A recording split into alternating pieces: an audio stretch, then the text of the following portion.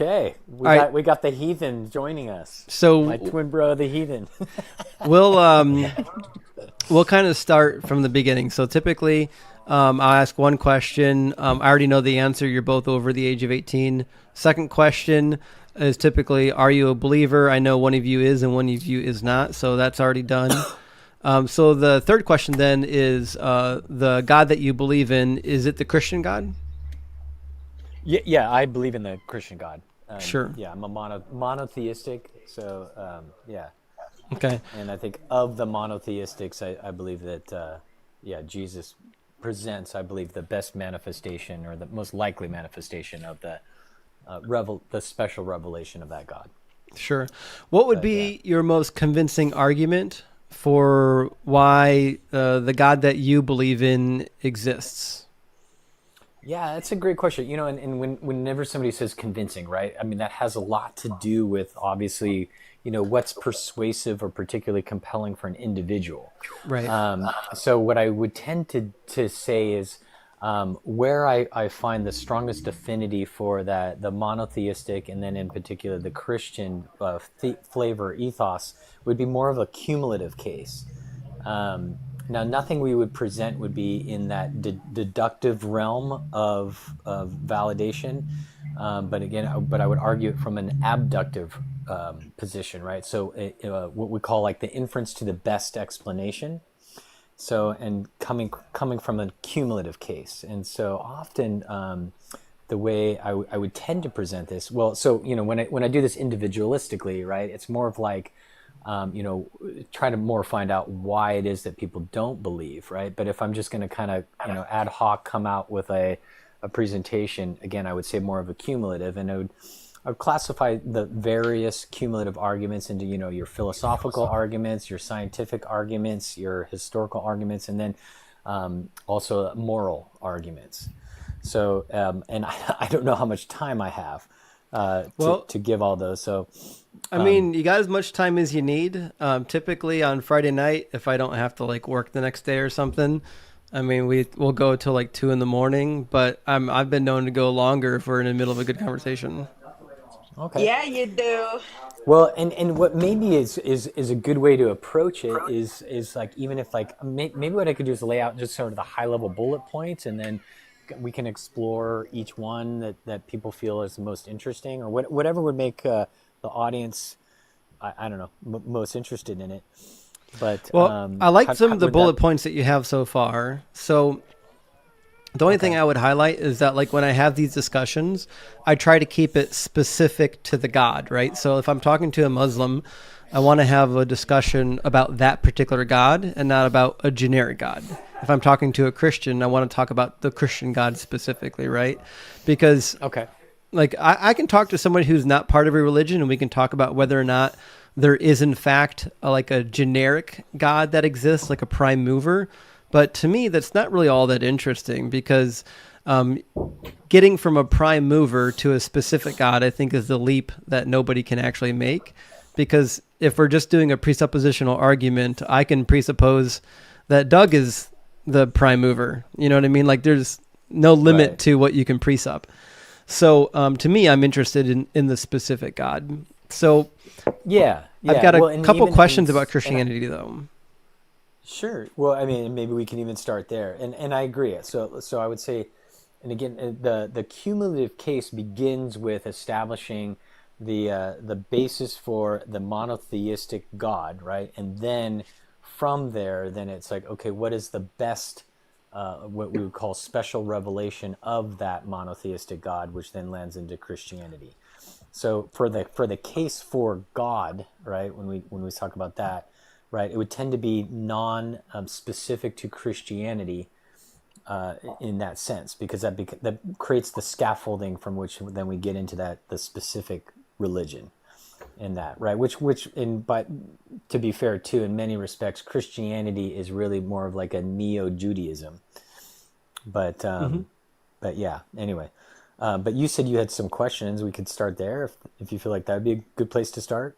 Yeah, for sure. So there's like a couple sticky points I have with Christianity. I think the Okay. first sticky point is typically the problem of evil, which I suspect you're familiar with. The Yes. second Yeah. point that I have is typically with the prophecies. I don't believe that the prophecies about the Messiah have been fulfilled. And then I think the third sticky point that I typically have with the God of this book is the moral argument. I think the Okay. moral argument can go a number of different ways depending on who I'm talking to, because some people want to take it down a philosophy route. Typically, philosophy, when we have that argument, is going to end up on some sort of like what's the word I'm looking for? Typically, they try to say that they're objective moralists, but typically it really comes down to divine command theory. But that's a different argument. So one thing I would like to know then is my favorite argument, which I've never got a good answer for, is why is it? This is the problem of natural evil is what I call it, not the problem of evil. The problem of evil Mm-hmm. can be solved with free will. The problem of natural evil is a little bit different. So, Right. is God all good in your view? Yes. Yes. Yeah. In a manner of speaking, yes. Sorry, I don't mean to equivocate, but No, it's okay. 100%. And by the way, I don't subscribe to divine command theory, but yeah, because I do think it does have some problems Yeah, for it, sure. it But leads yeah. to some logical issues. Like, because if you press it far enough, then they have to make crazy concessions. So, okay, so God is all good. Can we agree then that something that is all good would not purposely cause unnecessary suffering? Would not cause it. Correct. Yes. Correct. Not unnecessary. Sure. Right. Okay. There wouldn't be what we call gratuitous or yeah unnecessary. Sure. Yes. Yeah. Yeah. Okay. So I think that's where we have to ask the question then, what do we do with the fact that natural disasters exist? And can we agree that natural disasters do cause unnecessary suffering? Yeah, well, we do 100% natural disasters exist, no question, right? I think where good theologians on this matter would equivocate on is it unnecessary? We do live in a world where there is cause and effect, and there's certain what I would say impetuses for various acts of suffering, be it natural or even like human caused, whatever, and so certainly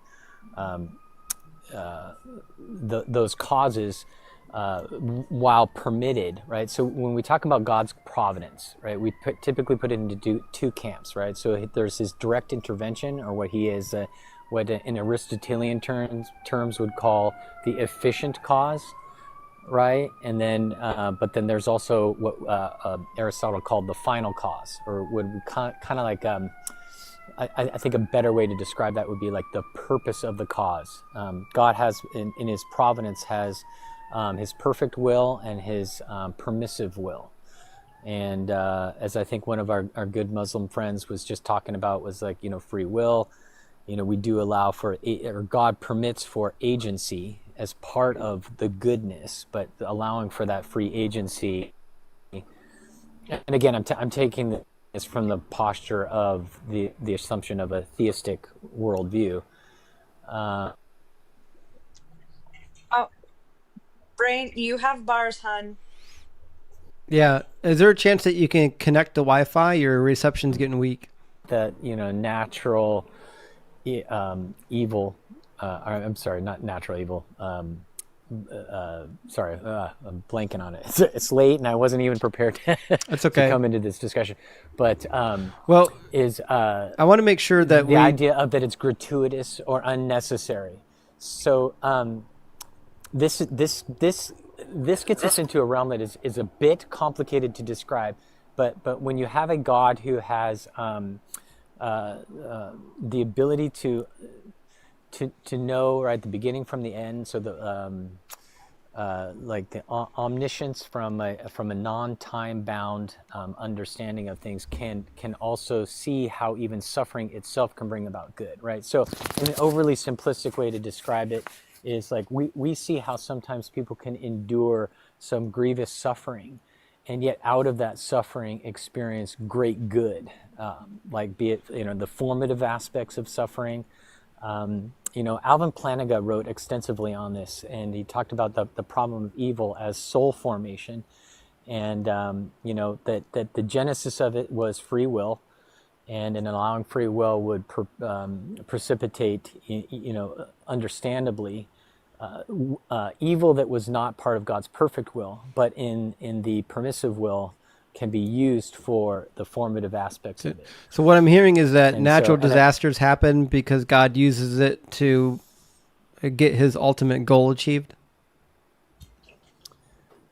well, God can use natural disasters to bring about other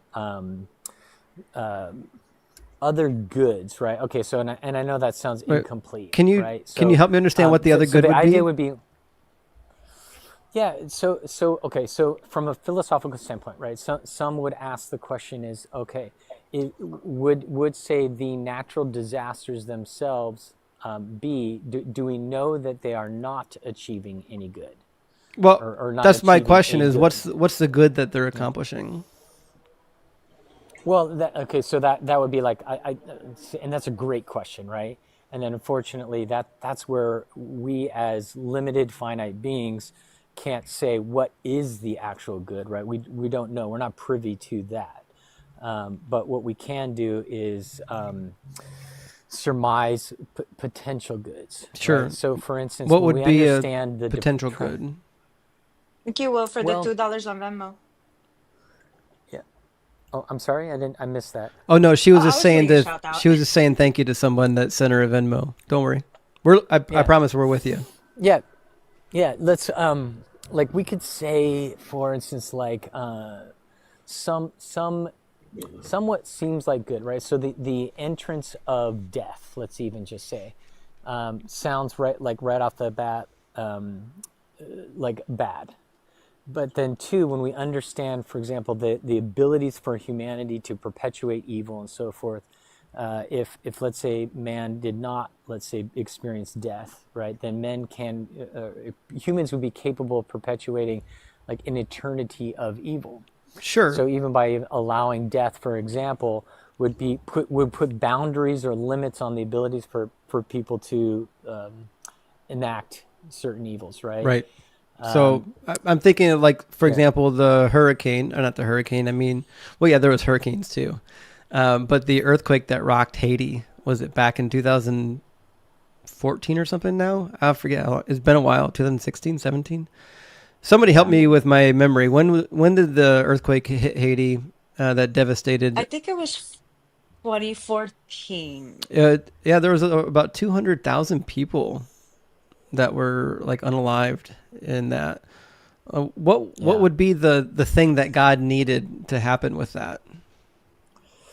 Yeah, well, like, so, oh gosh, there's so much that could be said on this, but like, one of the things that we think about, right, when we encounter a world that has very real threats, right, that's also the opportunity for mankind to be able to, like, protect and guard other humanity, right? So, for instance, like a lot of these things like a lot of the deaths occur because of humanity not taking proper precautions, knowing that there is death, right? And so this Right. is also our, like, and sorry again, like, you caught me in a night too where I was already imbibing in a little bit of No, listen, we are. Look, evening aperitif, but both of us but together. We're doing it yeah. together. Yeah, right. So, Okay. and yeah, And this was hold my on just one atheist second, brother Brain. wanting me to get in here. So, The chat is saying that the earthquake happened in January 2010. Yeah, that's when it was, 2010. I'll take this moment also to thank Scott. Scott, thank you so much for the Venmo. Scott says 666 Hail Satan. Big W for Scott. I appreciate that. Win, Scott. So I just want to, I'm trying to kind of get to the focal point here. So if we conclude that God uses like the hurricanes and things of that nature, and the earthquakes and whatnot, to bring about like an ultimate good, the problem I have is I can't seem to figure out what the ultimate good is that's being brought about by these things. But let's posit for a second that there was an ultimate good, even if we don't know what the ultimate good is, right? So if I grant that there could be something gained, we'll just grant that for the sake of yeah. discussion, right?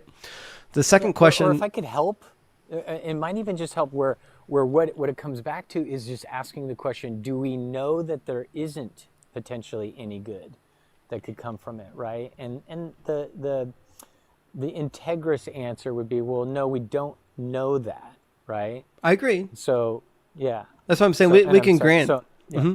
We can grant that Okay, something so good sorry. can come from it. But Right. that leads us back to another question, which I think is even more important, which is what I wanted to get to, which is, does God have the capability of bringing about the same result, but without the natural disaster? Well, okay, so right, so this gets into just a philosophical surmising, right? But we would say, well, if he could come to the same outcome, right, without as much suffering, right, he would, Yeah. right? But that's more of like an article of faith, and I forgive me for using that term because I think it's also very much misused, but right, it's taking on if we understand the character of God, right, it's also like there's a postulate of, right, like that God created the best of all possible worlds, right? So if there's a good God and he was going to create a world, he would create the world that is the best of all possible worlds. Not everybody agrees with that statement per se, but right, if we just maybe No, even I grant agree with that. If he then exists and he created the world, it would be the optimal world. right, right.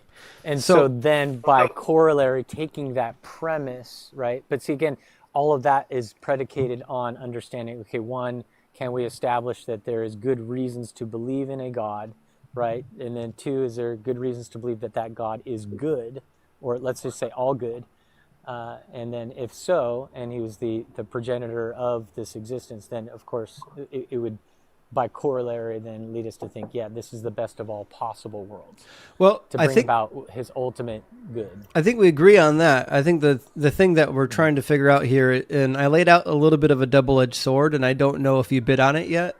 But the double-edged sword is basically this: if God has the capability of achieving his goals, whatever that goal is, if he has the ability to do it without the natural disasters, and he chooses to use the natural disasters anyways, then he's causing unnecessary suffering and he's not all good. But if it turns out that he's Right. not capable of bringing about his end goal without causing the suffering, then that means he's not all powerful. So now we've got a little bit Indeed. of a standoff Absolutely. here.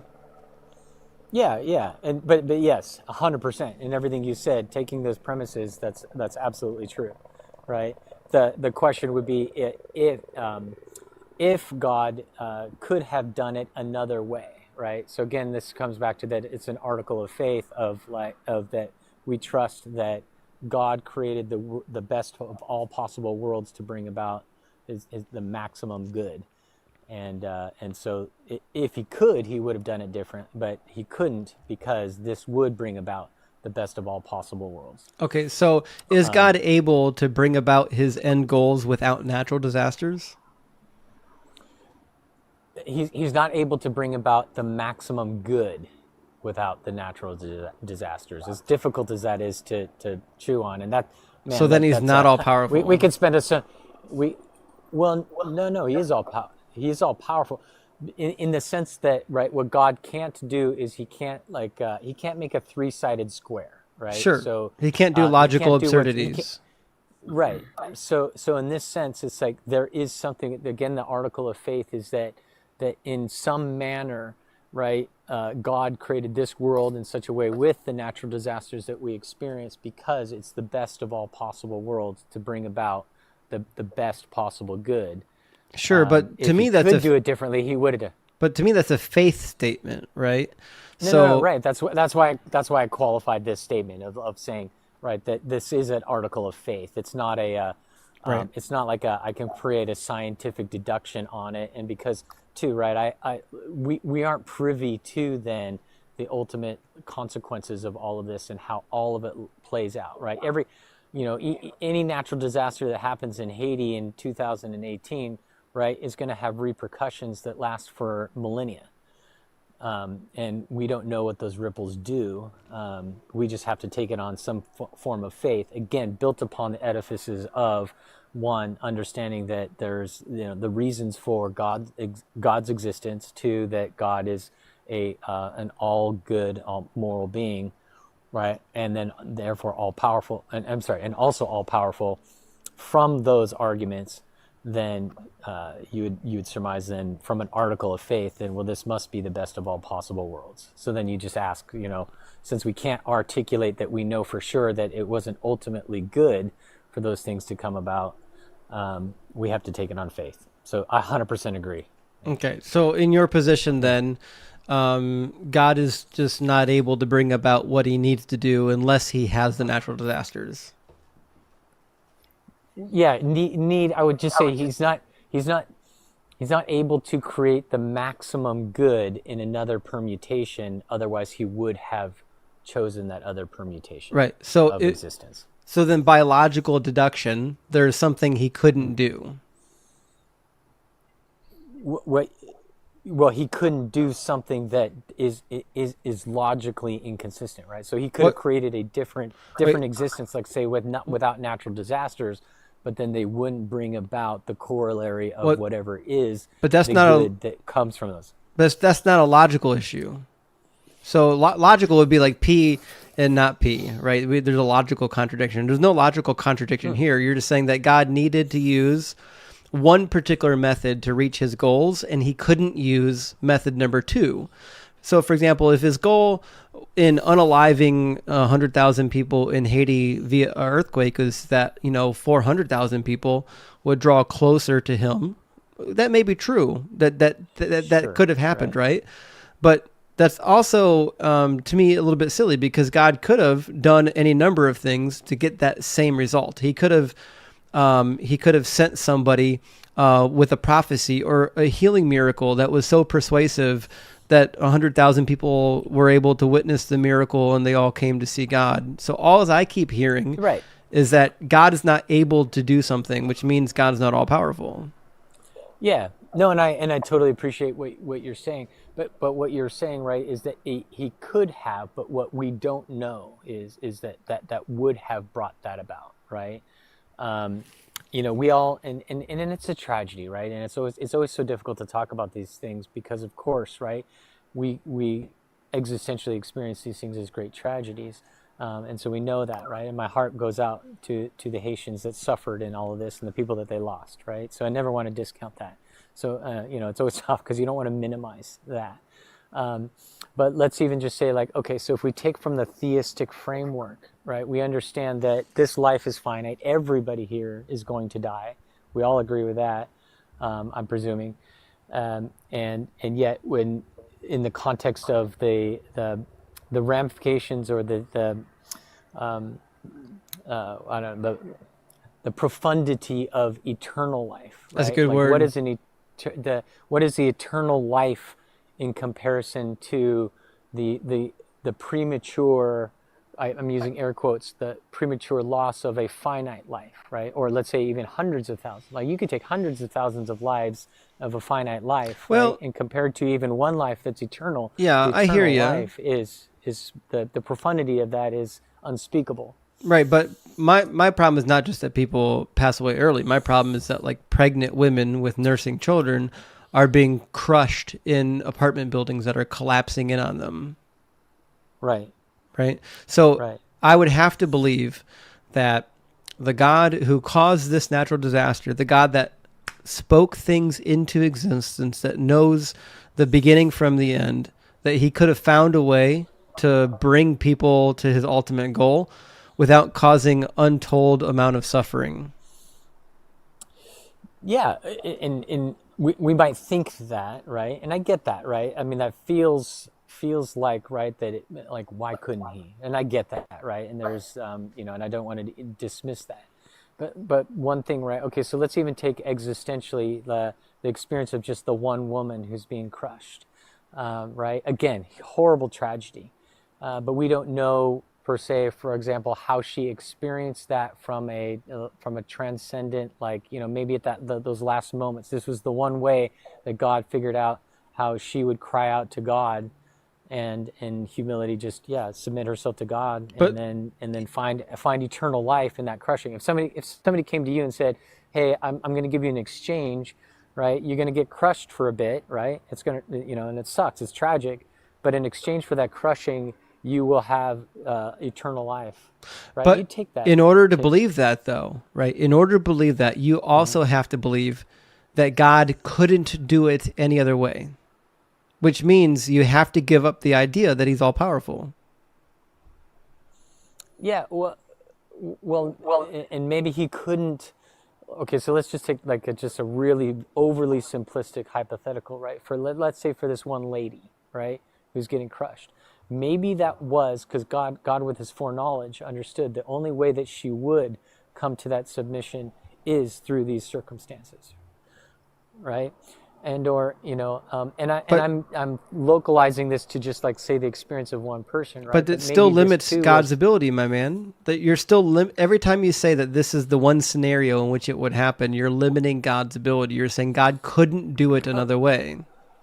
Yeah, I get what you're saying. So where the response to that would be, it's not that God God couldn't. It's not that he couldn't do it if, let's say, he was going to, by divine decree, like cause it through the efficient cause. But what God, right, again, so Plantinga dealt with this pretty extensively in his work, right, about free will. So it was kind of like in operating and allowing for the agency of free will, he knew that for this woman, for example, the only way that she would freely maybe come to God. Again, this is totally hypothetical, right?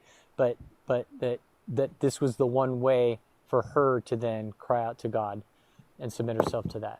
Whereas like God maybe knew, like, gosh, there's all these other permutations, and that she wouldn't. And again, because we're localizing this into a hypothetical about a single person, we might even think of it as a way like maybe God could have saved her in 1,000 ways, right? But then this was the one way where there was a myriad of different people that were impacted in such a way, and for millennia, that came to salvation through this event. That we don't know, we can't see as finite beings, but that God could see and say, okay, but bring in about this unfortunate tragedy, right? And I don't believe that God is the efficient cause of natural disasters, but wait, what do you mean you don't think he causes it? Yeah, I personally, right, and this is again, I'm not speaking on behalf of Christendom, but I don't believe that he's the efficient cause. That is part of the curse of the world that we were subjected to. I knew we'd get there eventually. Yeah. Okay, but, so natural disasters and so forth from other free choices of other agencies, right? So in the Christian theology, right, there's agencies that are involved, even super powerful beings. Right. So there's two ways out of this problem. The first method, which is that God needed to do it this way because he couldn't do it any other way. The second method, in light of free will, to not violate free will. Well, of humanity. He's not opposed to violate free will. He violates people's free will all the time. He violated Abimelech's free will when Abimelech wanted to have time with Sarah, right?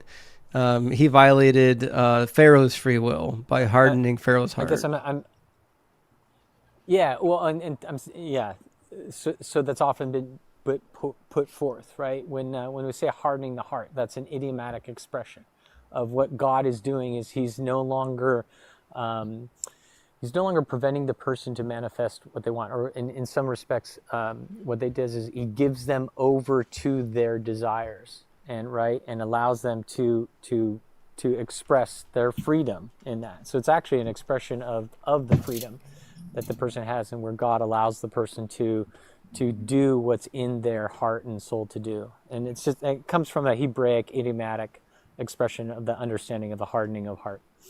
But I'm pretty familiar with Hebraic expressions. It says here in Exodus 10, the Lord said to Moses, "Go to Pharaoh, for I have hardened his heart and the heart of his officials." Yeah. So correct. Is God hardening their heart?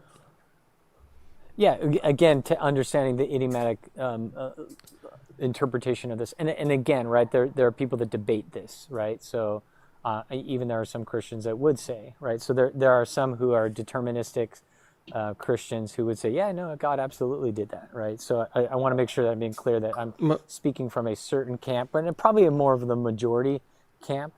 Because there's But two again, there are words. Christians that would disagree with me. Yeah. There are two words that are used in the book of Exodus to refer to the hardening of Pharaoh's heart. One is kavod, which means to make heavy, and the other one is chazak, which means to like make firm or make strong. For example, you might recognize the name Hezekiah. It has the root chazak in it. And that's what God is doing. God is chazaking Pharaoh's heart. He's making Pharaoh's heart strong. In fact, if we looked it up in the Hebrew, I can almost guarantee it's going to be in like the hofal or the nefal verbal stem, meaning it's passive. Yeah. Yeah, Okay. no, I get it. Yeah. And again, that's why the translators have translated it that way. Right. Because it's the best way to express it in the way that was done. And yeah, we have to understand authorial intent and Sure. and the idiomatic like understanding of that. But So yeah, I get it. God and does, again, I would speak to I'm sorry, go on. God does step on people's free will in the Bible all the time. It's not a problem. Yeah, I mean, well, people debated that. So again, and I come from a camp that would tend to disagree with that there are explanations for each of those. But again, I don't speak for the entirety of Christendom. But yeah. Sure. So my point is, God can and will step on people's free will when he needs to in order to accomplish his goals, and that's fine. He's allowed to do that. So again, we keep coming back to a problem where God, you keep getting to a point where God needs to use natural disasters to accomplish his will. But if God needs to use the natural disasters to do the goal, to get his goal, then that means somehow he's limited. He can't do it any other way. Yeah. Yeah, and I understand where you're coming from. I don't ascend to the premise that that God does step on people's free will. That what God does is ultimately allows for the libertarian agency of people. But that's a long discussion. And yeah, have you read the story of Abimelech? Yeah, I've read the whole Bible. I don't recall what the Abimelech story is about, but. Yeah, in the narrative of Abimelech, God literally says, I have kept you from sinning. Hold on.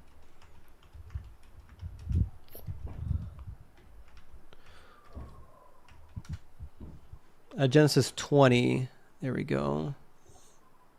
So Abimelech, actually twice, Abimelech gets himself into some deep trouble. Once with Isaac, once with Isaac's father, Jacob.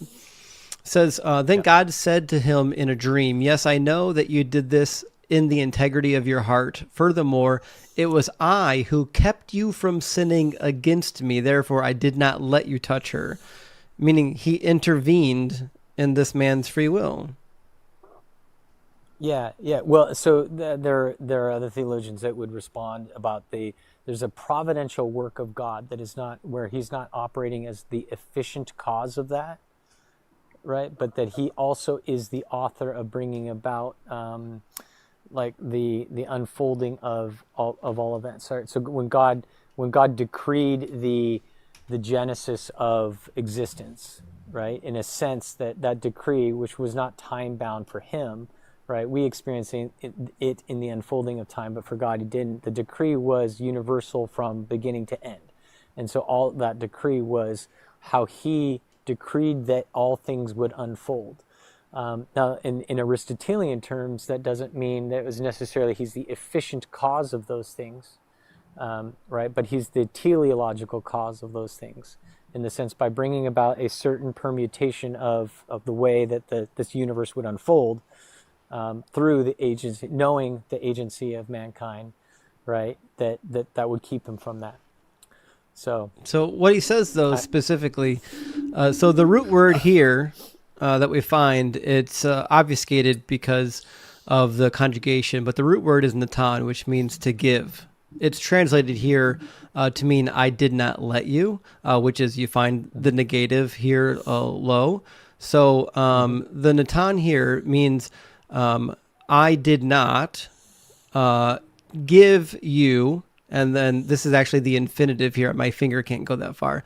This is in the infinitive form, which is why you find the lamed at the beginning of the word naga, which means to touch, or sometimes it can be emphatic for strike.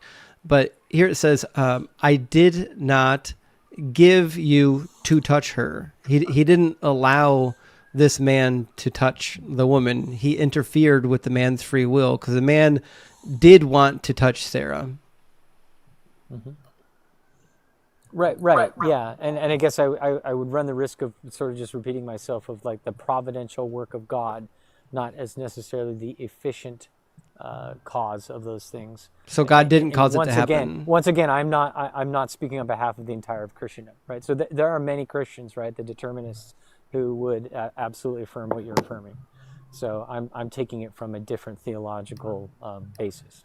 Right. So when it says that God disallowed somebody from doing what they wanted to do, that's not God interfering with their free will. Yeah, correct. So I would argue, for example, like God has brought about certain circumstances in my existence, knowing that, like, so if I even take it from a personal standpoint, right, things have happened in my life that were to bring about a certain outcome where I'm still operating with a libertarian agency, and but it prevented me from doing something. Right, so without interfering with my free will, it still brought about his providential end. All right, so the text just doesn't mean what the text says. Well, from the theological basis of I'm coming from, it means something that right, it's pointing to the providential work of God. So right. So I would argue that the authorial intent was to continue to hold to God, divine providence.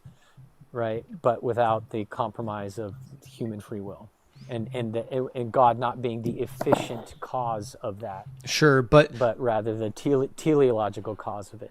Sure, but the problem with the interpretation that you're providing is I have to now look at the text and say that the words don't mean what they mean.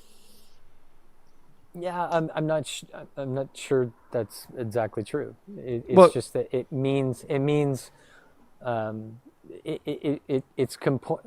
comports, or my interpretation can comport with the language of the text. God did prevent that, right? So yes, he did prevent it. Yes, affirm that he did. God prevented that, right? Yes. And that works entirely within my providential framework. Why did God need to prevent it?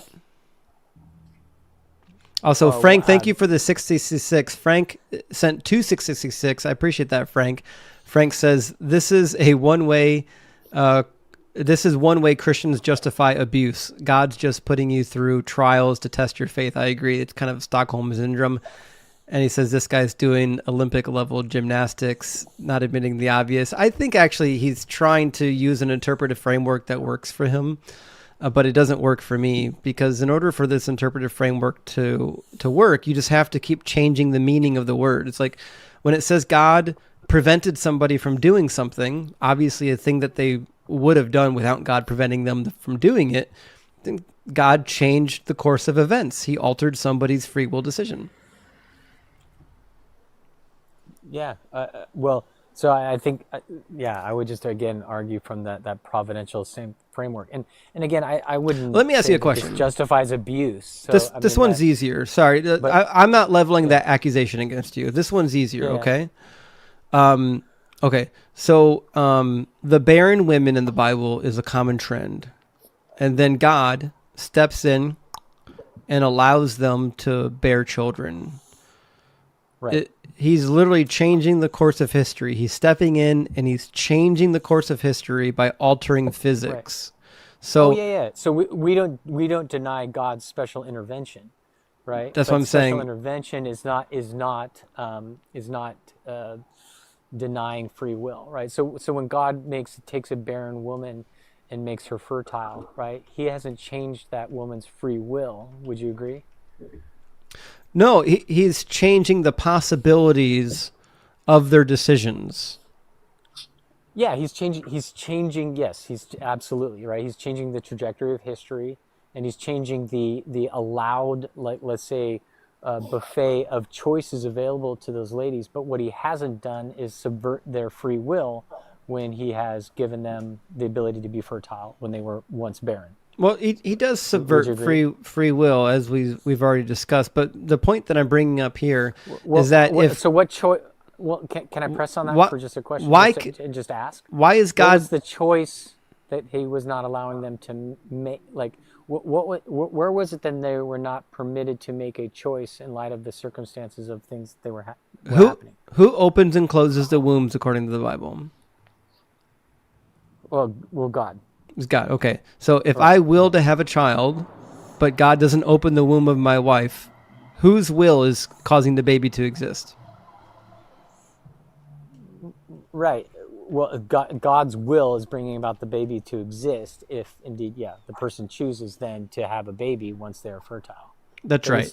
They would still need to make the choice, right? So now they have the choice where before they didn't have the choice. He gives them then the choice. So Isaiah 66 verse 9, he says, "Shall I open the womb?" Oh no, that's not the one I was looking for. Sorry, I'll find it here in a minute. But the fact of the matter is, from the Bible, we're told over and over that God is the one that opens the womb. So if God is willing to step in and alter the course of history, send natural disasters, harden people's hearts, at what point do we not just admit, yeah, God will step in when he needs to, and he'll do what he needs to do to accomplish his goal. And Yeah. sometimes the thing that He'll he intervene. needs, sometimes the thing that he Yeah. needs to do is intervene on somebody's free will. Yeah, and I would just articulate that I'm using different nomenclature, right? Is that it's that he's intervening, for sure, but that is not a subversion of somebody's free will to be able to choose something like in light of whatever the circumstances. So, I mean, I guess using another analogy, if let's say you had a paraplegic, right? The paraplegic doesn't even have the ability to choose to run a marathon, right? But if God suddenly, let's say, healed their legs, right, gave them strong legs that could, right, this person could then make the choice to then or like train and run a marathon, right? Whereas, where before they didn't have the choice, so they weren't able to. So yeah, Right. so there is the intervent. Yes. God does intervene, right? But then God- again, but he does intervene. We've already read two 100%. passages. We've already read two passages where God specifically intervenes in somebody's free will decisions. Yeah, and I don't know of any Christian theologians, and I would presume most any of the other monotheistic religions, but that would deny God's intervention. That God does have direct intervention into this world to help bring about I agree. his Okay. goals. All right, But so we're just again, I think what we're equivocating on is whether or not that is a subversion of somebody's free will choices. yeah, if he can harden your heart and he can prevent you from sinning, from doing the action that you want to do, then obviously he's intervening on your ability to choose certain things. But Yeah, But that- and again, the hardening of heart is to allow again the idiomatic understanding of it. all right, well, is that, let's just dig he's into that. allowing the person. Yeah, he's allowing the person to express the fullness of what's actually in Okay. their desire. All right, let me ask you a question. Okay. How many plagues were sent on Egypt? Oh, I don't remember. There's 10 You tell me. plagues. There's 10 plagues sent on Egypt. Yeah. Okay. Yeah. If Okay. if Yeah. Pharaoh was never going to relent, right? He was never going to let them go. Why would God need to harden his heart? He wouldn't, but he did bring about the letting them go. Right? Right. But that So we do know that what God did. You're was moving to intervene. you missed it. You missed sorry, it. go ahead. You missed it. Sorry. If Pharaoh ahead. was never going to let them go, if his heart was never going to soften, then why would God need to harden his heart? What God did was allow his heart to express what it wanted. God, knowing that what he was going to do was intervene to bring about his will. Right, but Right. his So not changing Pharaoh's choice and free will to bring about to do it. Right. but that's what it means to allow harden for the somebody's agents- heart. No, right. Well, and that's again, that's where we're equivocating. And I speak from the non-deterministic Christian camp of that God is not becoming the efficient cause of Pharaoh's choices. God is relenting to allow Pharaoh to express the fullness of his free will. But why does God need to do anything if Pharaoh's not going to let him go? Well, God needs to do something in order to. I guess I'm sorry. Maybe I'm just not understanding the question. Okay, Because listen. God does. If God is getting him to let him go. God knew how to if get him to Pharaoh let is them not go. going to let them go, okay? Why does God need to do anything? Why is God at all doing anything with the Pharaoh? If Pharaoh's already going to do what God wants him to do, then why does it continuously say that God hardened his heart? Yeah. Okay. I think if I'm understanding your question right, if God is going to, right, what God is allowing, He knows that Pharaoh's not going to let them go, right? And that what that expression is saying is like, yeah, God is allowing Pharaoh to manifest that he's not going to let them go, save the 10 plagues, right? So God, knowing that the 10 plagues would ultimately bring it about, but He allowed for Pharaoh to not do it without the 10 plagues, right? Because that was Pharaoh's free will to go that direction. Then why I don't did know if I'm God need to making it harden his clear. heart? If Pharaoh wasn't going to let them go, which is what God wanted, why does God need to step in and harden his heart? Yeah, what God was doing was, again, yeah, and maybe I'm not articulating this well, so forgive me. It's that what Pharaoh's heart was is to not let them go. The expression was God providentially, right, allowed for that free will to manifest, knowing that He then had His plan of agency to intervene and to get them to get Pharaoh to let them go. Well, so why does the So text so so continually say that God hardened his heart if Pharaoh's heart was already hard and he wasn't going to let him go?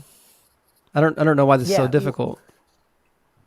Yeah, and when we say yeah, and I'm sorry, I'm maybe not even Does articulating Hebrew this not well. have a way to say that Pharaoh did what God wanted?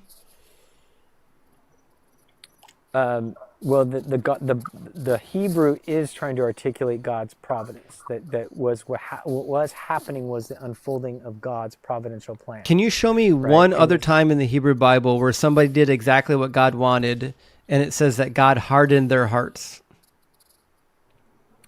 another time of God hardening their heart, there was. I'm trying to recollect. Um, I can't think of it. If I think of it, I believe that there's another time in which God hardened somebody's heart, but I can't recall. Yeah. Listen, God doesn't need to do anything. If Pharaoh's doing exactly what God wants him to do, then there's no need to ever say that God hardened Pharaoh's heart and the heart of all of his officials. Because his officials in the Yeah, narrative even say, they start chastising Pharaoh. They say, Pharaoh, how long are these plagues going to continue? We're all going to die here. Let them go. And then God yeah, hardens their heart, and he tells them why. He tells them exactly why he's going to harden their heart. It's in Exodus chapter 10. Let me read it for you. Oh, sorry, wrong button. There we go. The Lord said to Moses, go to Pharaoh, for I have hardened his heart and the heart of his officials, in order that I might show these signs of mine among them, that you might tell your children and grandchildren how I have made fools of the Egyptians and what signs I have done among them, so that you may know that I am the Lord. God is literally saying that I've hardened Pharaoh's heart in order so hmm that I can continue these plagues, so yeah, that I can demonstrate how awesome I am. yeah, So yeah, this is yeah. God Understood. intervening. So yeah, yeah, no, and most certainly God's intervening, right? And so okay, so if we interpret this passage from the divine providence, right, that God was one, He was allowing Pharaoh, right, from the idiomatic right understanding of hardening of heart, is that He was allowing Pharaoh to resist letting the Hebrews go at the time, knowing though that God was God in his omniscience, right? Knowing what He was going to do in order to bring about the release of the Hebrews, and doing it in such a manner as this passage is saying, right? That would also manifest God's glory, right? So in one sense, bringing about a good of allowing the free agency of Pharaoh to operate the fullness of what was in his heart to do, and God was going to intervene and bring about a glorious redemption of His people. I don't know if I don't that know if I'm actually I don't know if addressed I'm what I'm helping. talking about. I'm talking about why Maybe not. God was doing anything. So maybe we'll agree to disagree. Or let's say maybe, I see maybe the if we text say very this. clearly. What the text is saying is that God hardens Pharaoh's heart. My position is that when the text says that God hardened Pharaoh's heart, I believe that the text means what it says. Yeah, no, I agree. We're just interpreting what that idiomatic expression means differently. Can you show me anywhere in any Hebrew literature ever where God hardening somebody's heart means that he's just letting them do what they want? Yeah, And if I can chime in too, doesn't this imply that had God not hardened his heart, that Pharaoh would have, in all probability, let them go sooner? That's literally the point that I've been trying to make. And that's the same okay, point. yeah, understood. Then, and that's where I thought. Then I think I just pieced it together. That's what you're trying to say. That's the same point Apostle what Paul I'm trying to makes in say- Romans chapter 9. Of which part of Romans 9? Romans 9, this is the most famous passage for the Reformed movement. It says, not by works, but by his call, she was told, the elder shall serve the younger, as it is written, I have loved Jacob, but I have hated Esau. What then are they to say? Is there injustice on God's part? By no means, for he says to Moses, I have mercy on whom I have mercy, and I will have compassion on whom I have compassion. So it depends not upon human will or exertion, but on God who shows mercy. For the scripture says to Pharaoh, I have raised you up for this very purpose, that I might show my power in you, that my name might be proclaimed in all the earth. So then he has mercy on whomever he chooses, and he hardens the heart of whomever he chooses. Mm-hmm. And this is all a justification for why some people are destined for hell, even though they were designed to be sinners. It says, you will say to me then, why does he still find fault? For who can resist his will? But who indeed are you, a human, to argue with God? What is molded, say to the one who molds it, why have you made me like this? Has the potter no right over the clay to make out of the same lump one object for special use and another for ordinary use? What if God, desiring to show his wrath and to make known his power, has endured with much patience the objects of wrath that are made for destruction? He made me for destruction. Yeah. And the non-deterministic Christian camps have dealt extensively with this passage, right? And understanding that this is a reference back to the Jeremiah 16 passage, which talks about jars of clay, right? And that the potter, right? So there's a potter who is dealing with clay, and those who understand like the pottery world, like as a potter makes something, right? That there's certain clay that makes like the nature of the clay allows for it to form certain objects, right? So the potter, in his wisdom of pottery, right, would make the proper vestibule out of the clay, depending upon the essence of the clay. So there's a lot of Christians who have a lot of Christian theologians who have dealt with this from a non-deterministic vantage, basically saying that what God is doing is like the potter who is the potter brings about an end of it, but the essence of the clay, it also helped to dictate what was going to be the end result of that. Yeah, but the passage doesn't say Jeremiah that. 16. I'm gonna do a little commercial break real quick because the council is. Anyway, be sure to tap the screen, guys. Share the live. Let's see if we can get host up to 500K likes. We are at 111. Make a wish, my lovelies. Thank you all so much for the Venmos, Cash Apps, the gifts, supporting the live stream, not only through TikTok, but also via Twitch and YouTube, and the super chats as well. Keep showing the love. We still got some time to go. And on that note, Right. Thank you so much, Hanji. Also, Bridget, thank you for the $3 over Venmo. Bridget says the guest is very respectful. Looks like God gave one brother glasses and the other blinkers. Oh boy. Listen, don't pay attention to the commenters, okay? They're all. That's okay. I don't take offense to it. Well, okay. right. So can I address, because I think David, my twin brother, brought up a great point, and I think that's where maybe I was missing where you guys are coming from. Well, I want to address your that? clay thing real quick. Okay. Right. So you said that something about the substance of the clay, but he says, here we go. Why does he still find fault? For who can resist his will? But who indeed are you, O human, to argue with God? Will what is molded say to the one who molds it, why have you made me like this? Meaning God makes you a particular way. And he says, has the potter no right over the clay to make out of the same lump one object for special use and another for ordinary use? So in the analogy, God uses the same clay for all humanity and makes out of the same lump some people for special use and some people for dishonorable use. Sure, yeah, and like the potter can take the same lump of clay and make multiple vegetables, Right. right? And But if he made let me see me, if I can pull up the if he made me a vessel for destruction, that's against my free will. I have no choice but to be that vessel of destruction. yeah again and so again from the providential standpoint would say that the manifestation of this existence is such that yes, it would ultimately come about to that end, right? But it would not be a subversion of your free will. It would be that, let's say, for example, that you freely were still able to choose in light of, right, all of the circumstances of this existence, right, to take the path that you're at. Which, by the way, I know there was a discussion earlier about the eternity of hell. I actually don't subscribe to that. That's fine. An annihilationist, and so I don't believe that there's eternal conscious torment. Yeah, you like soft But, hell. yeah. John 6:44. No one can come to me. I like conditional immortality. Sure, Is what that's it is. fine. No, I actually I'm fine with that. John 6:44. No one can come to me unless drawn by the Father who sent me. Yeah, correct. Right. Okay, so I there can't is- I so- can't come to God unless He draws me. Yeah, that's correct. So that's in the So? we call that, we classify that prevenient grace, Free will. right? So that well, no, it's the Can the I draw, choose to come to right? God?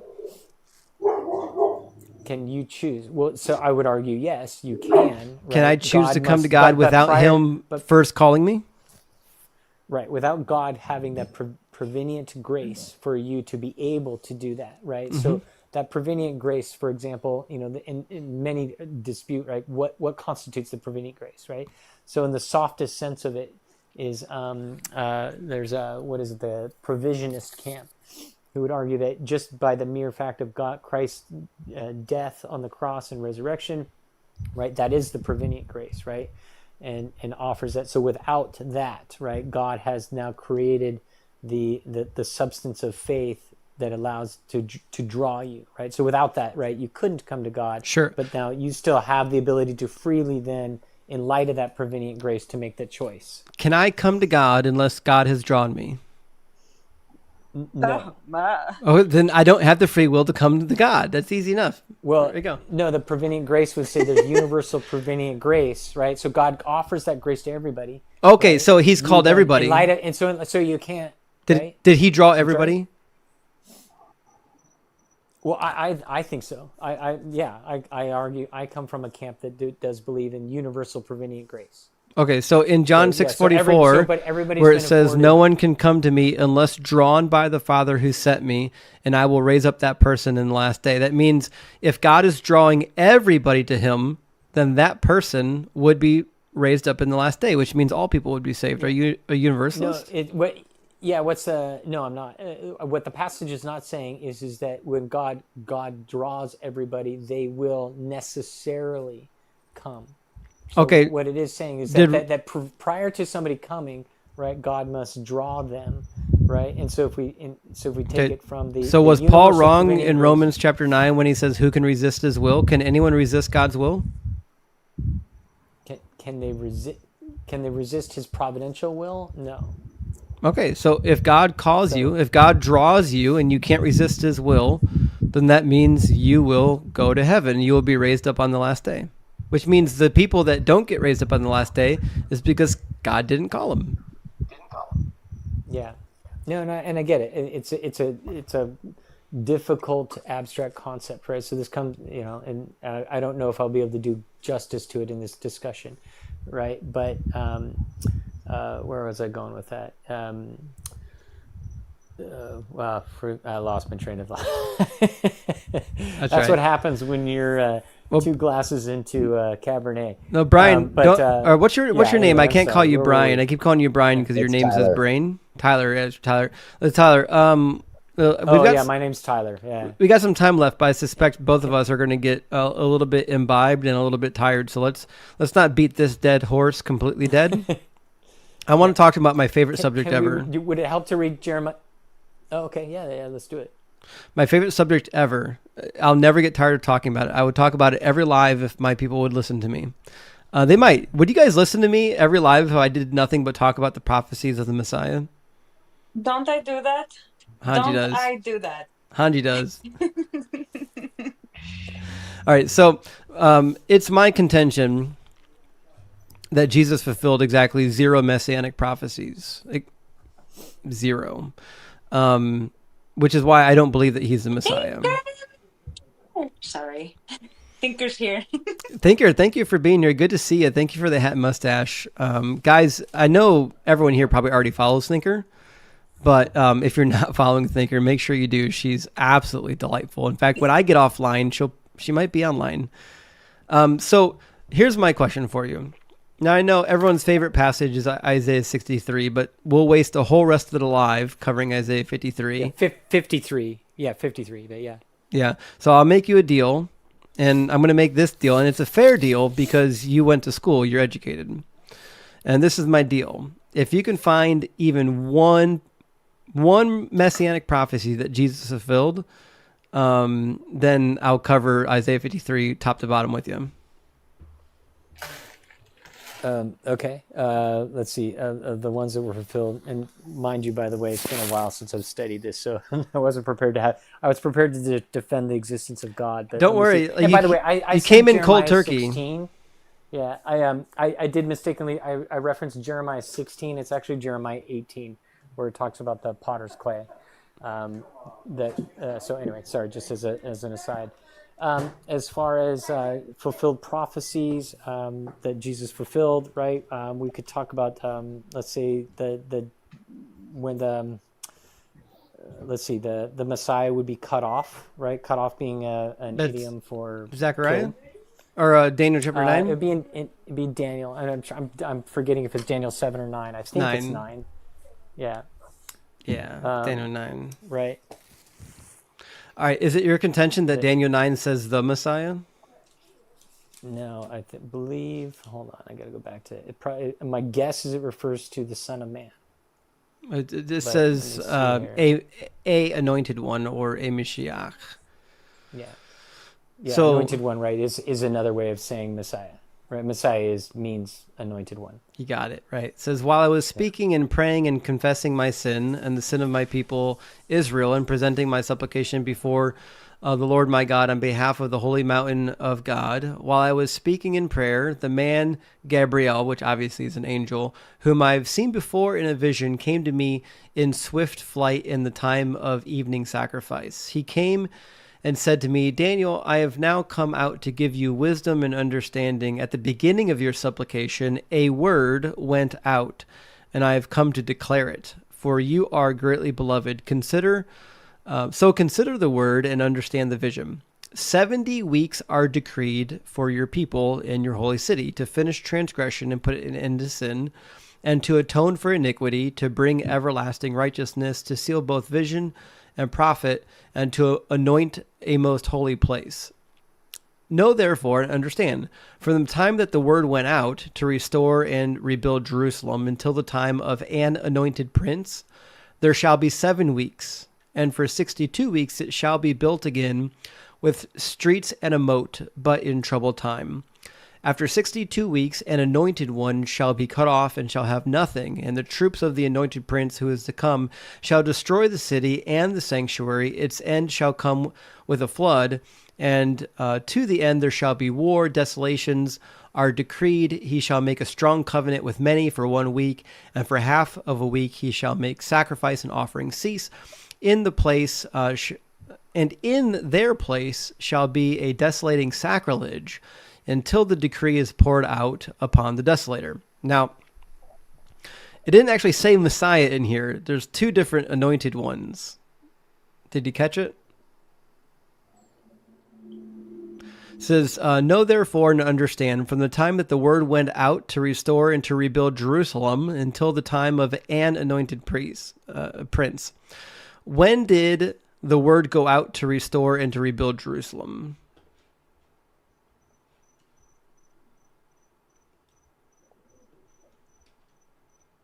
Uh, give him a second because he is teacup. Oh, we lost him. I'm sure he's still here. Just give him a second, though. But guys, Did we these lose you, numbers are Tyler? looking pretty low. Let's go ahead and tap the screen. I actually, I Can you forgot. hear me? I can hear you now. Yeah. Oh, that's weird. Okay, I'm sorry. I don't know what happened there.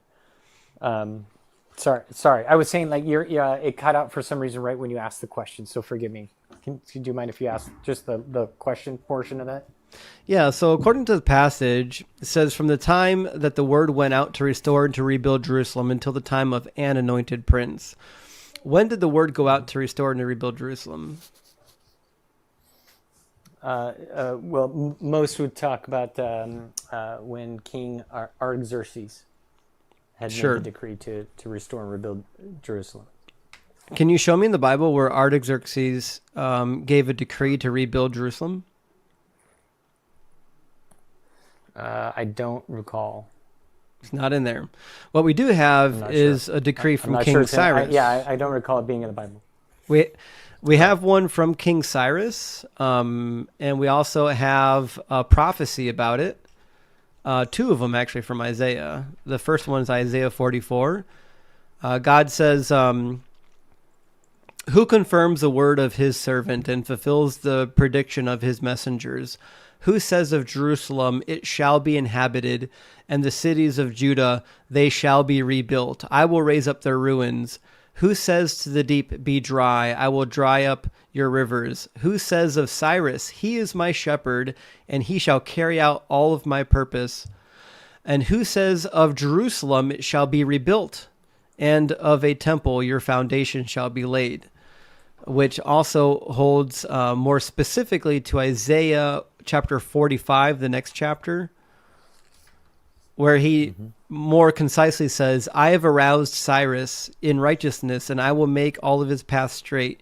He shall build my city and set my exiles free." So God just tells you beforehand that the person who's going to rebuild the city is King Cyrus, which is why we find in the book of Ezra and in the book of Second Chronicles that it's the decree of Cyrus. It says, "In the first year of King Cyrus of Persia, to fulfill the word of the Lord from the mouth of Jeremiah, the Lord stirred up the spirit of King Cyrus of Persia so that he made a proclamation throughout all his kingdom and also in writing, saying, Thus saith the king of Persia, the Lord, the God of heaven, has given me all the..." Which I've read the Cyrus prism. That's not what it says, but it says, "The Lord, the God of heaven, has given me all the kingdoms of the earth and has charged me to build him a house in Jerusalem, which is in Judah." And this actually is repeated again in Josephus. Josephus has the same letter. In Josephus's letter, it says that Cyrus commanded the rebuilding of the city and the temple. Right. Yeah. No, I mean, and so I'm sorry. So I'm not sure. Oh, what's sorry. being I disputed didn't. here. I didn't say what. No one disputes the Cyrus decree. Sorry, I but didn't yeah. get to the point. My point being is that Cyrus, if he's the fulfillment of this, means that Cyrus in 539 gave the command, which means you've got a Sure. big problem because after 70 weeks, 77s, you get nowhere close to Jesus. That's 490 years. So let me get my calculator out. If we do 539 minus about 490, we've got about 50 BCE. So I'll tell you what scholars conclude. Most scholars conclude that this is written in the 2nd century, right as the Maccabean revolt is happening. The first anointed leader is either Zerubbabel or Joshua. Both of them were anointed when the holy place was anointed. So Joshua was the first high priest of the temple when it was rebuilt. And then later, the second anointed down here is Onias III. Onias III was the last priest before Antiochus Epiphanes rolled into town after defeating Ptolemy in Egypt. And Antiochus Epiphanes IV exiled Onias and had him executed, and then he made a deal with Onias' the successor named Jason. And the deal that he made with Jason, which you could read in First Maccabees chapters 1 through 3 and Second Maccabees chapter 4, is that there would be an end to the offerings and sacrifices in the temple. And then there was a statue of Zeus that was set up. This statue was referred to as a desolation. That's right. It was referred to as a desolation. And so the offerings and sacrifices, according to the book of Maccabees, did cease for exactly half a week until the Maccabean revolt. And then under the leadership of Judas Maccabeus, they were actually successful. And after that half a week was over, they actually defeated Antiochus Epiphanes, and they reinstituted the sacrifices and offerings again. So everything in Daniel chapter 9, according to what we read in the history of the 2nd century and even the language of the text, because this text was written in Hasmonean Hebrew. It wasn't written in Aramaic. And Hasmonean Hebrew was instituted after the Maccabean revolt, directly after. Everything about this text tells us that it was just written during the Maccabean revolt. Okay. Yeah, and my bailiwick is not, Old Testament textual criticism, so that'd be an interesting thing to study. I don't know what the original text was written in, so I can't comment. But that's an interesting point. So I think we can put Daniel chapter 9 aside, but there's a lot of prophecies about Jesus in the New Testament. Do you have any favorites? Yeah, I'm trying to think through some ones that I think would be at least maybe compelling. What do you think of where the Messiah would be born in Bethlehem? Micah chapter 5? Micah. Yeah. I think it's 5:2, right? Mm-hmm. Am I getting that? Mm-hmm. Hold on here. Let me see. So Micah 5:2 is kind of a troubling passage. It's mentioned in Matthew chapter 2. Mm-hmm. Is it chapter 2, chapter 1? I forget now. It's early in chapter 2, I thought. Yeah. Somewhere like 2:13 or something. But it says, "But you, O Bethlehem of Ephrathah, who are of the little clans of Judah, from you shall come forth for me one who is to rule in Israel, whose origin is from old, from ancient of days."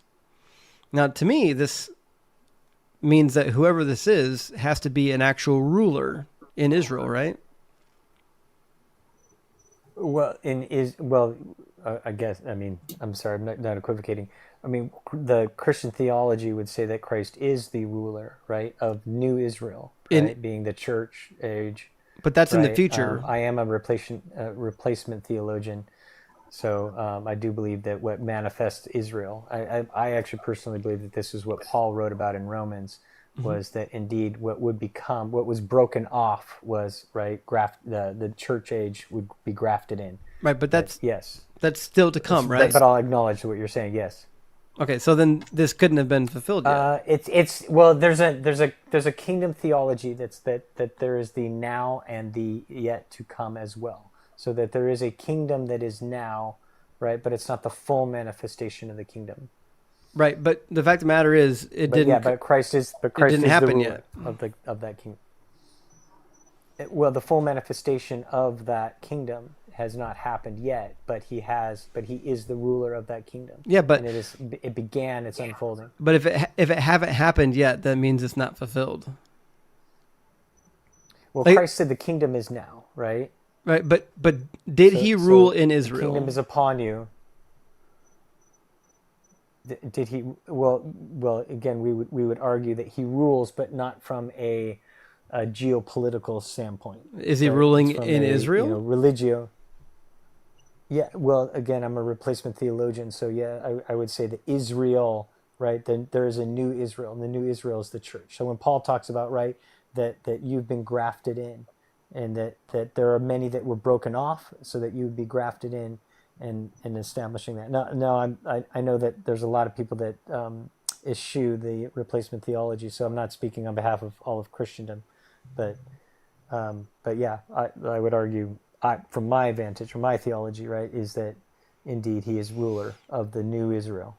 But it doesn't say new Israel. It doesn't say figurative Sure. Israel. It says he's going to rule in Israel, which is in line with what the other prophets say. And if you go down, it says he will Yeah. stand and feed his flock in the strength of the Lord, in the majesty of the name of the Lord his God, which means whoever this is, he's got a God, and his God is Yahweh. In the name of Yahweh his God, they shall live secure. Did the Israelites live secure under Jesus' leadership? Yeah, not yet. No. Okay, Yeah, so- again, the full manifestation of the kingdom that Christ when he reigns, right? Right. Many believe in the millennial reign. I do subscribe to that, but I'm not an expert in the eschatology. But yeah, that Sure. there would be an actual rule here on earth that is more of a geopolitical rule. Sure. So if it didn't happen Right? yet, Or then it's more not that would fulfilled. be an actual geopolitical rule. Sure. That's not fulfilled, but it's the being born in Bethlehem. From out of Bethlehem would come the one that would be the ruler, right? Well, And that Jesus that's would not be special born. to me. And Bethlehem was a yeah. Well, yeah. Being born in I Bethlehem understand. is a I mean, it may not useless be that prophecy special, for but me. Bethlehem was a very small town, right? So the probabilities that somebody would come.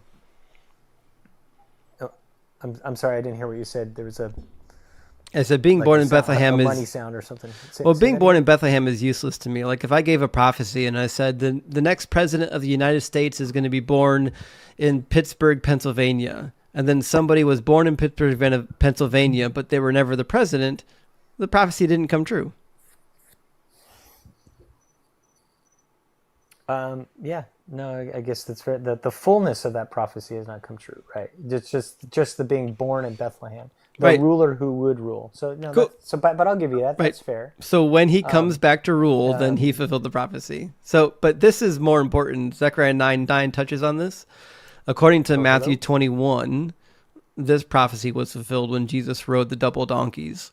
It says, "Rejoice greatly, O daughter Zion. Shout aloud, O daughter Jerusalem. See, your king comes to you. Triumphant and victorious is he, humble and riding on a donkey, on a colt, the foal of a donkey. He will cut off the chariot from Ephraim and the war horse from Jerusalem, and the battle bow shall be cut off, and he shall command peace to the nations, and his dominion shall be from sea to sea."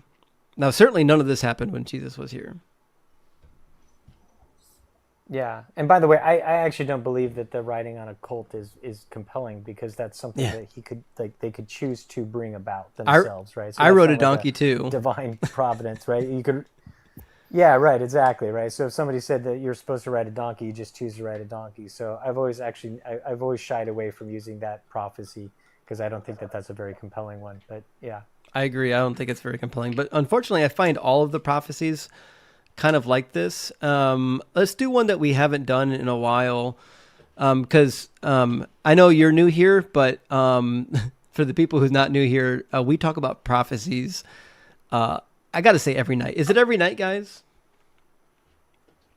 Every time you're alive, my darling. Right. this is an every night podcast. This is cool. I love that you guys are having this discussion. Well, That's rad. it's not. I mean, every night that we're live doing this, we cover this. But I want to talk about Jeremiah. There's a prophecy in Matthew chapter 3 that comes from the book of Jeremiah. Wait, I'm sorry. Can you say the Jeremiah passage? Yeah, I think Can you it's say the Jeremiah passage again? Because it cut out for some reason. My internet's cutting out or something. it's in Matthew chapter What 3. was the Jeremiah passage? I think it's Jeremiah 15. Give me a second. I'll pull it up. I've got it marked in my Bible here.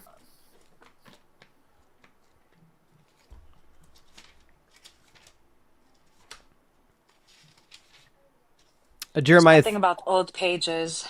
I still love a paper Bible. I know I have like notes on the computer, but I still, my preference, like if I could just take my Bible and use that, I probably would. So Jeremiah 31:15 is what I was looking for.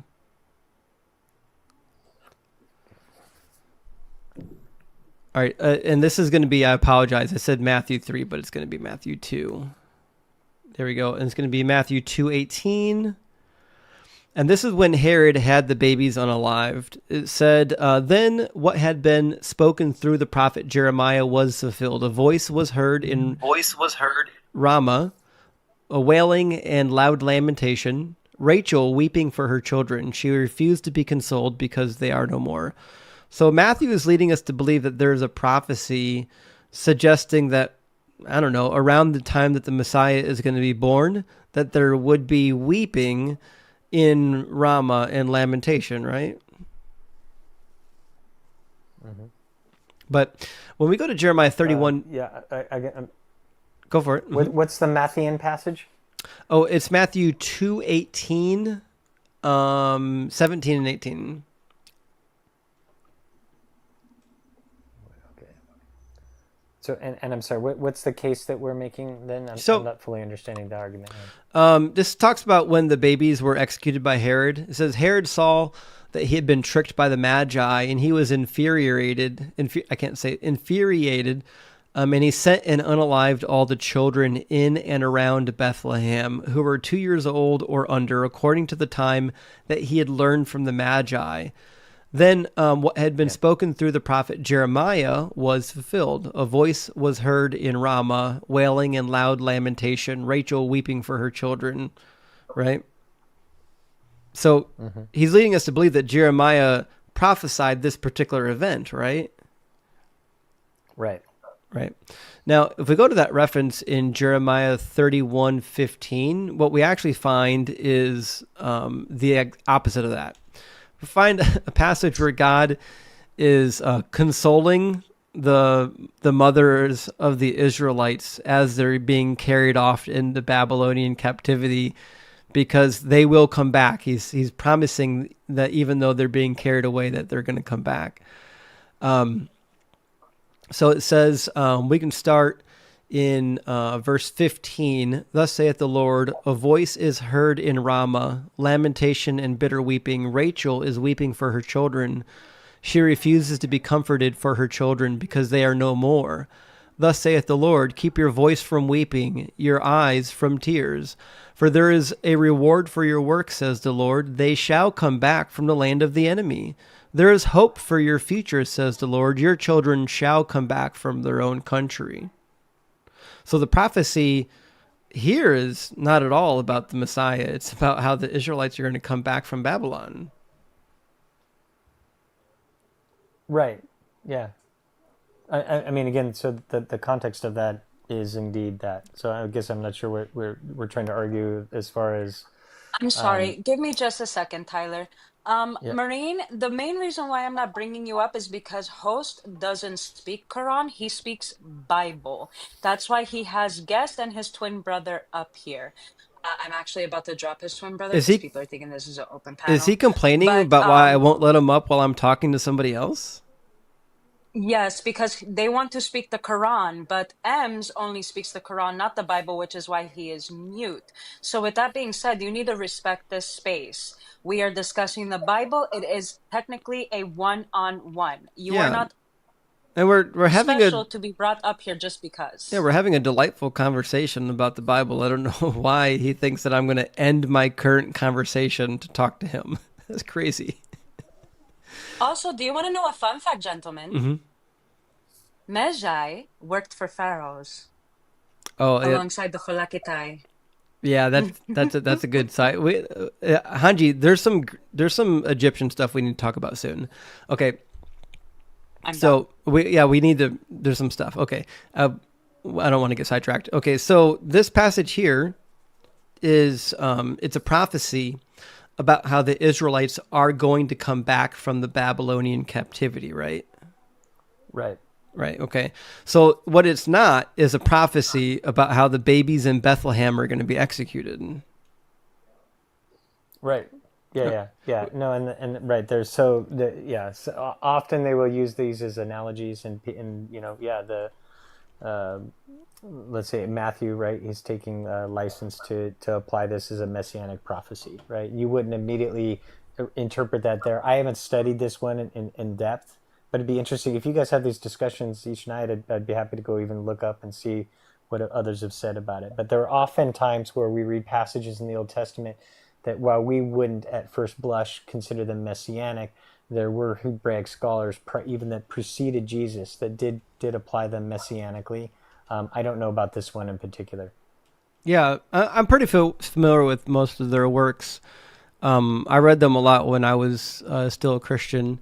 Let's do one more prophecy. This is one of my favorite prophecies, and it takes a little bit of time to read through it, but I promise it's worth the read. Okay? We're going to read the Old Testament passage from Zechariah chapter 12. And guys, we haven't talked about this one in a while, but let's read the passage. I won't belabor it. We'll go through it rather quickly. It says, the word of the Lord concerning Israel, thus saith the Lord, who stretched out the heavens and founded the earth and formed the human spirit within. See, I am about to make Jerusalem a cup of reeling for all of the surroundings people. It will be against Judah and also in the siege against Jerusalem. So he's saying there's going to be a war, right? And it says, on that day I will make Jerusalem a heavy stone for all the people. All who lift it shall grievously hurt themselves. And all the nations of the earth shall come together against it. So now this sounds like the end times battle. All the nations of the earth are going to come against Israel and Judea. It says, on that day, says the Lord, I will strike every horse with panic and its rider with madness. But on the house of Judah, I will keep a watchful eye when I strike every horse of the peoples with blindness. Then the clans of Judah shall say to themselves, the inhabitants of Jerusalem have strength through the Lord of hosts. Okay, so God's going to rescue them even in the midst of the battle. And then he says, on that day I will make the clans of Judah like a blazing pot on a pile of wood, like a flaming torch among the sheaves, and they shall devour to the right and to the left all of the surrounding peoples, while Jerusalem shall again be inhabited in its place in Jerusalem. Easy enough. God's going to save Jerusalem. And the Lord will save the tents of Judah first, that the glory of the house of David and the glory of the inhabitants of Jerusalem may not be exalted over that of Judah. On that day, the Lord shall shield the inhabitants of Jerusalem, so that the feeblest among them on that day shall be like David, and the house of David shall be like God, and like the angel of the Lord at their head. And on that day, I will seek to destroy all of the nations that come against Jerusalem. So this is the end time, right? Here, speak up. Tyler, there you go. Oh, yeah. Can you hear me? Yeah. Yeah. I'm sorry, guys. For some reason, I'm getting like a bad connection. It keeps cutting out. So forgive me for that. Sure. I'm sorry. You're asking if it's asking about the end time? Yeah. But the final battle. It says I presume. I'm not an expert. I think so. But yeah. Because it says that all the nations of the earth. Yeah, all the nations of the earth will come against Jerusalem. It's Zechariah chapter 12. Yeah. No, so that sounds fair. That sounds like, Armageddon, let's just say. Yeah. For sure. And God's going to grant them victory, starting with Judah, and so on and so forth. Now, this is really interesting. It says, and on that day I will seek to destroy all the nations that come against Jerusalem, and I will pour out a spirit of compassion and supplication on the house of David and the inhabitants of Jerusalem, so that they will look on the one whom they have pierced, and they shall mourn for him as one mourns for an only child and weeps bitterly over him who weeps over a firstborn. So what's your interpretation of this? Of the mourning of the one they have pierced? Yeah. Yeah, and again, this is not an area of my expertise. I've tended to hear that, right, this is the idea that they will then, the revelation of Christ will happen at this time, and then people will understand then who he was and what they had done. And so there will be an understanding of that they had crucified him. Right, after the final battle. Correct. Right, okay, so this isn't something that's happened yet. This is an end times event. Oh, yeah, correct, yeah. Cool. So, I don't know of anyone that's argued that that's a fulfilled prophecy, if that's what the argument is for. Yeah, unfortunately, that is what John tells us in John 19, when it refers to what happened to Jesus on the cross. Says, because it was the day of preparation, the Jews did not want the bodies left on the cross during the Sabbath, especially because the Sabbath was a day of great solemnity. So they asked Pilate to have the legs of the crucified men broken and the bodies removed. Then the soldiers came and broke the legs of the first and of the other who had been crucified with him. But they came to Jesus and saw that he was already unalive, and they did not break his legs. Instead, one of the soldiers pierced his side with a spear, and at once blood and water came out. He who saw this testified so that you may also believe. His testimony is true, and he knows that he tells the truth, so that you may also continue to believe. These things occurred so that the scripture might be fulfilled. None of his bones shall be broken. And again, another passage of scripture says they will look upon the one whom they pierced, which is a quotation from Zechariah chapter 12. But that couldn't have been fulfilled when the Roman soldiers looked upon Jesus, because that was clearly about the end times. Yeah, indeed. And I guess I would just, to giving John the benefit of the doubt, he's just saying that this is the precursor to the fulfillment of that, right? In the sense that yeah, he was pierced. This is like the fulfillment of this thing. I'm sorry, I'm trying to use the right language, but in order for that to be fulfilled, right, Christ needed to be pierced, and he was pierced. Right. But in order for this prophecy to make sense, you have to assume that now there's a secondary meaning that's not about what it actually means, which is about the end times. Yeah, well, right. But okay, so if we take the interpretation that at least I'm having, and again, you're talking to somebody, this is not my area of expertise, right? But I've always understood this, right? Is that it's the understanding of at the conclusion or the culmination of the Battle of Armageddon, the revelation of Jesus Christ at his second coming, they will then be able to look upon Jesus whom they had pierced, right? And so the piercing, though, we know happened right in first century Jerusalem. So at the fulfillment of the cross for Christ. So the piercing was fulfilled at that point. But that the ultimate, like where the end Armageddon thing has not yet happened. So John is saying, right, for the fulfillment of this, right, Christ needed to be pierced, and it happened. Right, but he was pierced. But it says that the prophecy was fulfilled when they pierced him on the cross. Yeah, I was saying it was fulfilled in the sense of, sorry, this sounds, maybe I sound like I'm equivocating, and I don't mean to. It was fulfilled that he was pierced. So the pierced part has been fulfilled, but not the final Armageddon battle and the revelation of Christ. But anyway, again, you're talking to somebody. This is not my bailiwick, so it's interesting discussion. But yeah. You've got me wanting to study it. Just participate in these discussions because it's cool that you guys are doing this. I'll give you one more. This one's short. Hosea 11 says, when Israel was a child, I loved him, and out of Egypt I called my son. The more that I called them, the more that they went from me, and they kept sacrificing to the Baals and offering incense to idols. Is that history or is that a prophecy? Sorry, hold on. I'm trying to go to that passage. Hosea what? Hosea 11:1.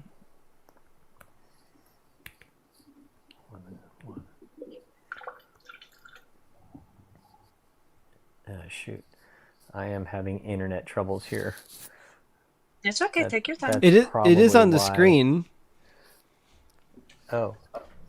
Now that I call my son. So, okay. I would want to read the whole chapter just to understand the context. So, Sure. But it sounds like it's referring to Jerusalem right there, right? But then, yeah, there were, and again, this is not an area, I read one book like, gosh, it was probably even like 20 years ago that went through some of the Hebraic passages showing that even prior to preceding Jesus, that there were a lot of messianic interpretations of a lot of Old Testament passages. Yeah, so like I'm quite familiar with the many interpretations of the Talmudic writers and the Pesharim, like what we found in the Dead Sea Scrolls.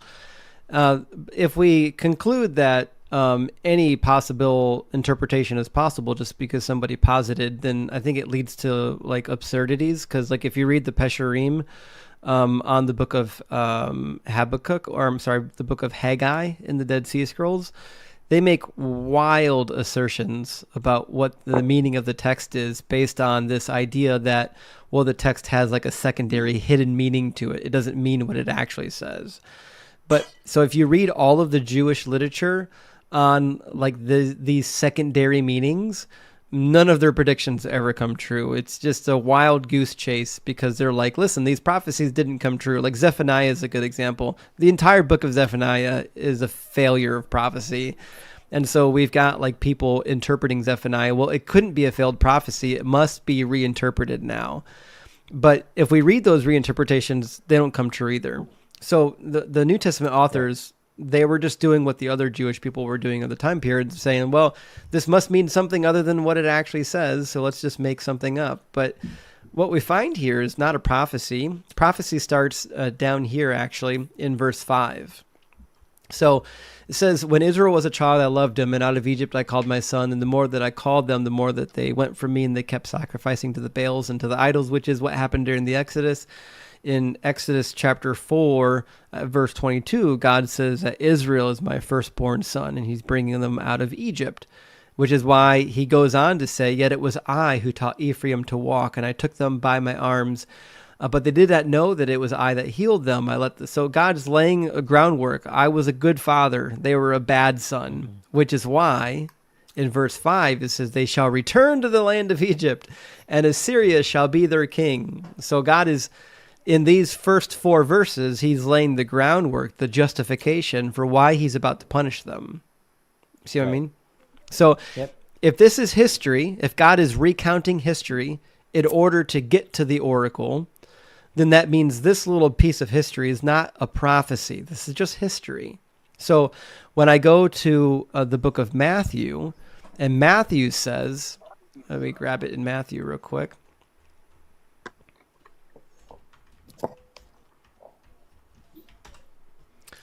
In Matthew,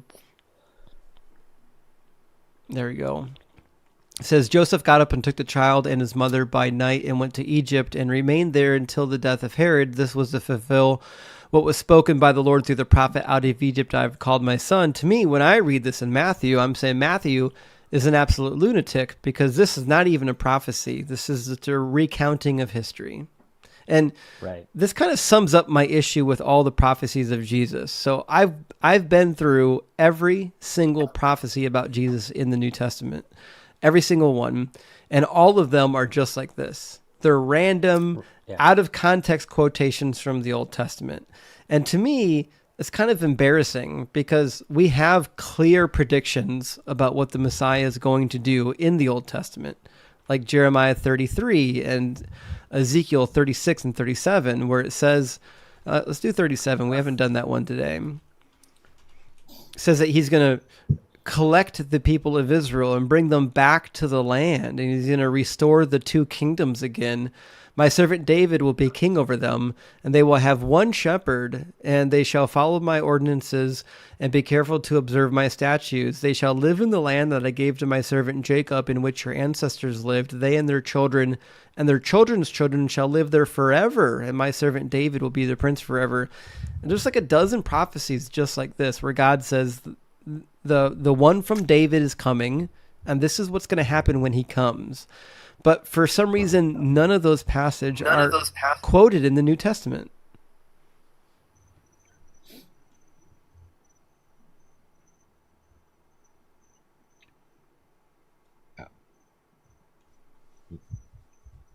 Well, unfortunately, it looks like Tyler teacupped again. Yeah, I think he's got a bad connection. Master, what's your name? Oh, Is it David? My name is David. David, okay. Yeah, I am a deconverted, deconstructed fundamentalist. Yeah, I don't know if I was ever a fundamentalist. I was never a fundamentalist, but I deconverted pretty hard. And believe it or not, the thing that deconverted me, that started my deconstruction journey, is not something that I actually talk about on a lot of my lives. The prophecies are part of them. But the thing that initially started me on my journey was reading the Hebrew texts and getting acquainted with the many, many variants. And so, for example, and I'd like to say this to everyone listening in, to kind of make it more simply. To me, during my deconstruction period, I finally came to realize that what you're trying to say, Justin, is that, all the New Testament iterations about Jesus, it has that feeling like they just made it fit, in order to make this work, right? And so I know that in the very beginning of this discussion we had started with like inference to the best explanation, and this Abduction. Abductive reasoning. And so this fits so precisely with what seems to be ubiquitous among all religion, is that this manner of speaking of trying to make it fit. Right. So when I read the New Testament, I think that I agree with what the rabbis say. The rabbis have an analogy for this, where somebody walked into the woods, they found an arrow in a tree, and they drew a circle around the arrow and said it's a bullseye. To me, that's what's happened with Jesus. Somebody came to the conclusion that this guy must be the Messiah, and then they went back to the Old Testament and said, can I find anything in this text that sounds even remotely like Jesus, and just call it a prophecy? That's kind of what happened.